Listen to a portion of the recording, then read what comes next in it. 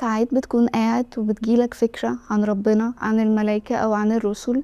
الفكرة دي بيكون محتواها ممكن يكون سب للذات الإلهية أو شتيمة للملائكة أو الرسل. بتكون الفكرة دي عكس رغبتك تماما، بمعنى ان انت بتحاول ما تفكرش فيها، بس هي بتصمم وتدخل دماغك وتقعد تتخانق معاها طول اليوم. خليني اكد عليه ان مش معنى ان انت بتجيلك الافكار دي ان انت كافر او خرجت من المله او مجنون. غالبا انت كده بتعاني من الوسواس القهري الديني. يعني ايه اصلا وسواس قهري؟ الوسواس القهري هو عباره عن ضيف غير مرغوب فيه دخل بيتك اللي هي دماغك وعايز يقعد فيها، ومهما تقوله اطلع او تتخانق معاه هو رافض تماما ومثبت في دماغك. هي دي بالظبط فكرة الوسواس القهري. أفكار عكس رغبتك وعكس مبادئك بتقتحم مخك ومصممة ان هي تقعد، ومهما تتخانق معاها مش بتمشي. والوسواس القهري لما يكون له علاقة بالمعتقدات الدينية، انت بتخاف تحكي لحد او تقوله ان انا عندي فكرة كذا اتجاه ربنا، لذلك بتفضل تعاني لوحدك مع الافكار دي